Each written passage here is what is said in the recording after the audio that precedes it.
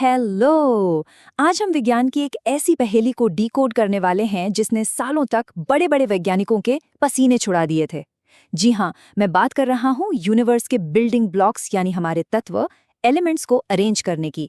Imagine कीजिए, जब नई नई गैसों और धातुओं की खोज हो रही थी तो सब कुछ कितना बिखरा हुआ था। किसी को नहीं पता था कि इन्हें कैसे समझा जाए। आज हम यही देखेंगे कि कैसे उस भारी कंफ्यूजन को एक बहुत ही शानदार और परफेक्ट सिस्टम में बदला गया। तो चलिए बिना टाइम वेस्ट किए सीधा मुद्दे पर आते हैं। हम शुरुआत करेंगे इस एलिमेंट पजल को समझने से, फिर देखेंगे उन शुरुआती कोशिशों को, उसके बाद मेंडलीव के उस गेम चेंजिंग टेबल को, और फाइनली हमारी आज की मॉडर्न पीरियोडिक टेबल के छिपे हुए पैटर्न्स को समझेंगे। अब जरा उस वक्त के केमिस्ट्स के बारे में सोचिए। उनके लिए ये कोई छोटा मोटा टास्क नहीं था। जैसे जैसे नए तत्वों की खोज हो रही थी, उनके अलग अलग गुणधर्मों यानी प्रॉपर्टीज को याद रखना लिटरली इम्पॉसिबल होता जा रहा था। ये बिल्कुल वैसा ही था जैसे आपको एक बहुत बड़ा जिगसॉ पजल सॉल्व करना हो, वो भी बिना ये जाने कि फाइनल पिक्चर कैसी दिखने वाली है। और ये पजल कितना बड़ा है, इसका अंदाजा आप इसी बात से लगा सकते हैं कि आज हमें कुल 118, जी हाँ, पूरे 118 तत्वों के बारे में पता है। ये नंबर अपने आप में बहुत बड़ा है। इतने सारे तत्वों का नेचर बिल्कुल अलग अलग है, और इन सब को किसी एक पैटर्न में पिरोना सच में साइंस के सबसे बड़े चैलेंजेस में से एक था। लेकिन रुकिए, यहाँ एक दिलचस्प बात है। इन 118 में से सिर्फ 94 यानी 94 एलिमेंट्स ही ऐसे हैं जो नेचुरली पाए जाते हैं। बाकी के तत्व हमारी लैब्स में आर्टिफिशियली बनाए गए हैं। मतलब हमारे आसपास का जो पूरा संसार है, सजीव चीजें, पेड़ पौधे, सब कुछ मेनली इन्हीं 94 प्राकृतिक तत्वों से मिलकर बना है ना कमाल की बात। और इन सब को एक सिस्टम में ढालने का जो सफर रहा है ना, वो एकदम माइंड ब्लोइंग है। ये एक पूरी सदी की कहानी है जहां विज्ञान ने लंबी छलांगे लगाईं।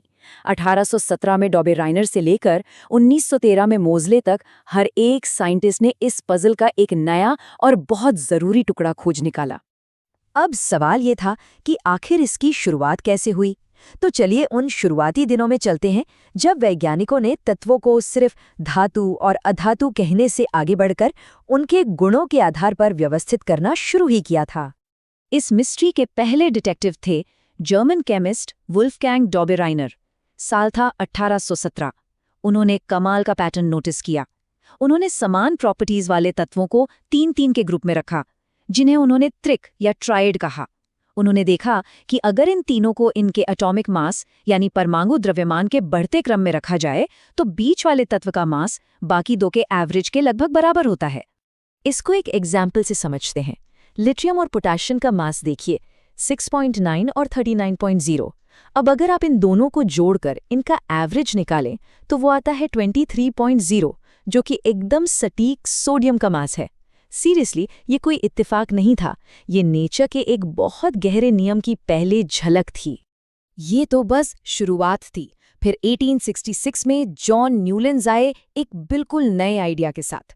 उन्होंने तत्वों को बढ़ते एटॉमिक मास के क्रम में लगाया और देखा कि हर 8वें तत्व के गुण पहले तत्व से मैच कर रहे थे।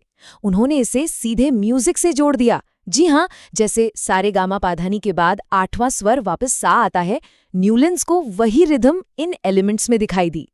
पर क्या ये म्यूजिकल आइडिया या डॉबेराइनर की ट्रिक सच में पूरी तरह काम कर पाए? सच कहूं तो नहीं। डॉबेराइनर उस वक्त तक ज्ञात तत्वों में से सिर्फ 3 ही त्रिक ढूंढ पाए, और न्यूलैंड्स का वो म्यूजिकल रूल सिर्फ कैल्शियम जैसे हल्के तत्वों तक ही चल पाया। जब भारी तत्वों और नोबल गैसेस की खोज हुई तो ये दोनों मॉडल बुरी तरह फेल हो गए। हमें कुछ और चाहिए था, कुछ बहुत बेहतर। और फिर एंट्री होती है डिमिट्री इवानोविच मेंडलीव की। साइंस की हिस्ट्री में ये किसी ब्लॉकबस्टर मोमेंट से कम नहीं था। मेंडलीव ने आकर पूरी कहानी ही पलट दी। मेंडलीव ने उस वक्त तक मौजूद 63 तत्वों को पकड़ा और उनके ऑक्सीजन और हाइड्रोजन के साथ बनने वाले यौगिकों पर फोकस किया। इसके बाद उन्होंने एक सिंपल सा रूल दिया कि तत्वों की प्रॉपर्टीज उनके परमाणु द्रव्यमान यानी एटॉमिक मास का आवर्त फलन होती हैं। मतलब अगर तत्वों को मास के हिसाब से लगाया जाए तो उनकी गुण एक फिक्स्ड इंटरवल के बाद रिपीट होंगे। लेकिन जो चीज मेंडलीव को असली जीनियस बनाती है वो था उनका फ्यूचर प्रिडिक्ट करना। उन्होंने अपनी टेबल में जानबूझकर कुछ खाली जगह छोड़ दी। उन्होंने डंके की चोट पे कहा कि यहाँ ऐसे तत्व आएंगे जो अभी खोजे नहीं गए हैं। उन्होंने एक अनजाने तत्व का नाम रखा एका एल्यूमिनियम, और जब सालों बाद गैलियम की खोज हुई तो आप यकीन नहीं करेंगे, उसकी प्रॉपर्टीज एकदम वैसी ही थी जैसा मेंडलीव ने सालों पहले प्रिडिक्ट कर दिया था। अब इतनी ब्रिलियंट टेबल होने के बावजूद इसमें कुछ ऐसे ग्लिचेस थे जिन्हें मेंडलीव भी सॉल्व नहीं कर पाए।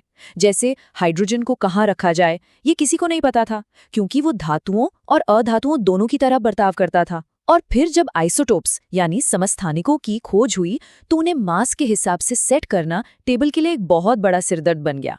इन सारी गुत्थियों को सुलझाने के लिए हमें इंतजार करना पड़ा 1913 तक, जब हेनरी मॉज़ले नाम के साइंटिस्ट ने फाइनली इस पहेली को हमेशा के लिए क्रैक कर दिया और जन्म हुआ हमारी आधुनिक आवर्त सारणी का। मोज़ले ने एक बहुत ही सिंपल लेकिन रेवोल्यूशनरी बात कही। उन्होंने साबित किया कि एटॉमिक मास को भूल जाइए, असली गेम चेंजर है एटॉमिक नंबर यानी परमाणु संख्या। जैसे ही तत्वों को बढ़ते परमाणु द्रव्यमान की बजाय बढ़ती परमाणु संख्या के आधार पर रखा गया, वो जो पुरानी टेबल की सारी कमियां थी ना, वो लिटरली जादुई तरीके से गायब हो गई। और इसी एक चेंज से बनी हमारी मॉडर्न पीरियोडिक टेबल। जरा इसके स्ट्रक्चर को देखिए, कितना नीट और क्लीन है। इसमें 18 वर्टिकल कॉलम है जिन्हें हम समूह या ग्रुप कहते हैं, और 7 हॉरिजॉन्टल पंक्तियां हैं जिन्हें आवर्त या पीरियड कहा जाता है। सबसे खूबसूरत बात यह है कि एक ही ग्रुप में आने वाले सभी एलिमेंट्स के बाहरी शेल में इलेक्ट्रॉन्स की संख्या बिल्कुल सेम होती है। तो टेबल तो सेट हो गई, लेकिन असली मैजिक तो इसके अंदर छिपे पैटर्न्स यानी प्रवृत्तियों में है। चलिए देखते हैं कि ये टेबल इतनी लॉजिकल क्यों है। सबसे पहले वेलेंसी यानी संयोजकता को ही ले लीजिए। जब आप इस टेबल में एक पीरियड में लेफ्ट से राइट जाते हैं तो बाहरी शेल में इलेक्ट्रॉन्स बढ़ते जाते हैं, इसलिए वेलेंसी पहले 1 से 4 तक बढ़ती है, लेकिन उसके बाद एलिमेंट्स इलेक्ट्रॉन लेने की कोशिश करते हैं, इसलिए वेलेंसी वापस घटते घटते राइट साइड में 0 हो जाती है। ये एक परफेक्ट मैथमेटिकल रिदम है। अब एटम के साइज का ट्रेंड देखिए। लेफ्ट से राइट जाने पर न्यूक्लियस का चार्ज बढ़ता है, जो इलेक्ट्रॉन्स को अपनी तरफ जोर से खींचता है। नतीजा, एटम सिकुड़ जाता है।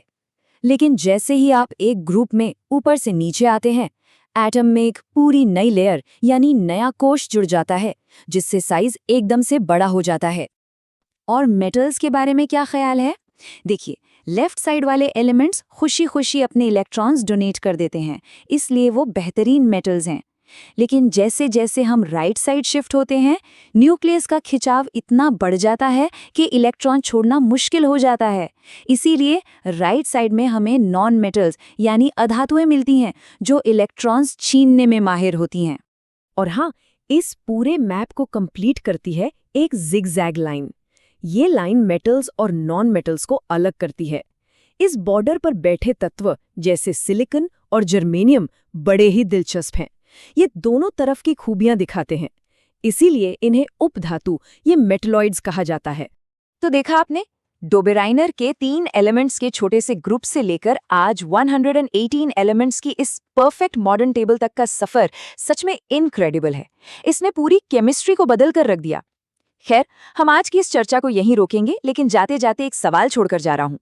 अगर आज हमारे पास 118 तत्व हैं, तो सोचिए इस असीम ब्रह्मांड के अंधेरे कोनों में अभी और कितने नए तत्व छिपे हो सकते हैं जो हमारी इस सारणी में जुड़ने का इंतजार कर रहे हैं।